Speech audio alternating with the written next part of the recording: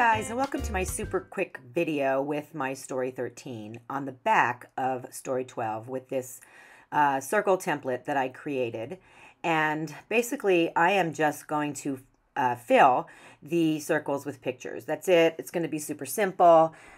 Did some miscalculating when it came to the size of my photos, printed them out, and then realized that I made the error. So I'm not wanting to waste photo paper. I decided I would make it work one way or the other. So let's take a look at some of the pictures. This is about my Snoop on the Stoop doll, and I just snapped some photos during the course of the month of some of the antics that he was up to.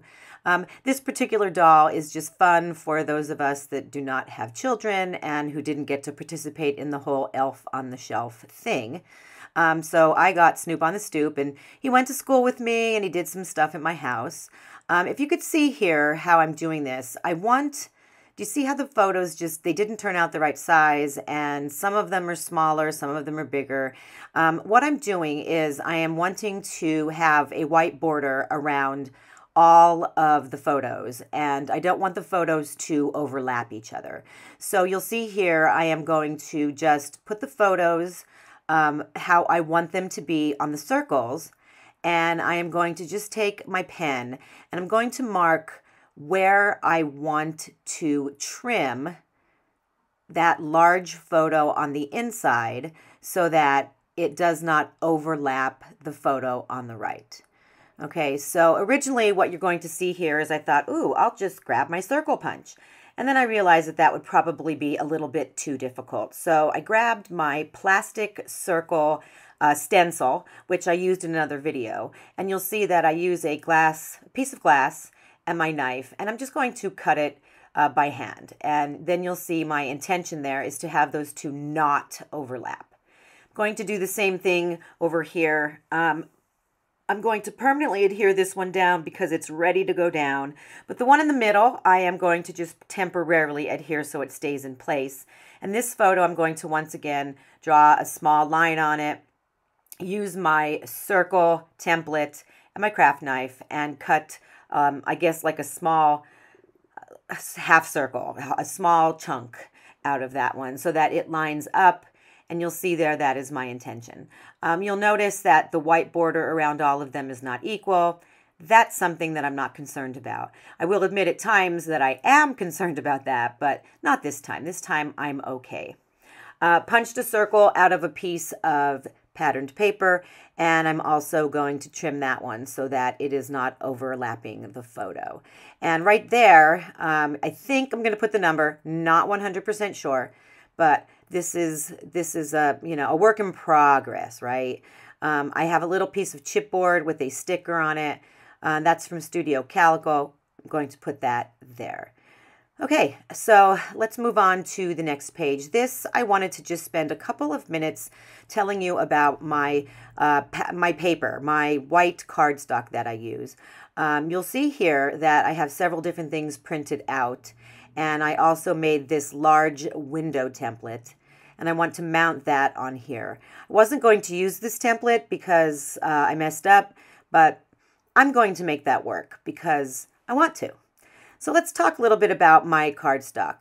This one here, the one I'm using, is done on this Neenah, and I believe it's like 90 pounds. And this one here is done on Epson Premium Presentation Matte. So you can take a look there. The difference is incredible, right? The brightness of that picture of Snoop Dogg is so much better on the presentation paper. And this one, the other one that I'm holding, is Hammermill. And you could just see when I was writing on this one, just to remind myself which paper it was, it was just sucking the ink right in. And you can see the vibrancy there. You can see how awesome it is. And I'm going to tell you the only reason why I didn't choose it was because it has a different tone of white. And I had already printed some things out on the Hammermill and on the Neenah, and those whites are very similar, but the Epson was just a little too different for me. And I just kind of went with the brighter whites in this case.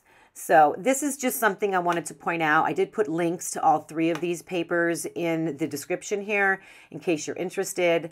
And the last thing I want to point out about the Hammermill is that it is super heavy. It's like, I want to say 100 pounds. And so that is what this is made of right here. Not sure that was the best idea. I thought it would be good because I wanted it to be sturdy, but it became difficult to crease and fold with the bone folder, or the paper folder, or whatever we're calling it these days. So I'm kind of thinking that the Hammermill 100 pound is not so good for this type of thing here, and maybe go with the lighter 90 pound cardstock by Neenah, or the Epson presentation paper. But here you're going to see that I do start to make it work.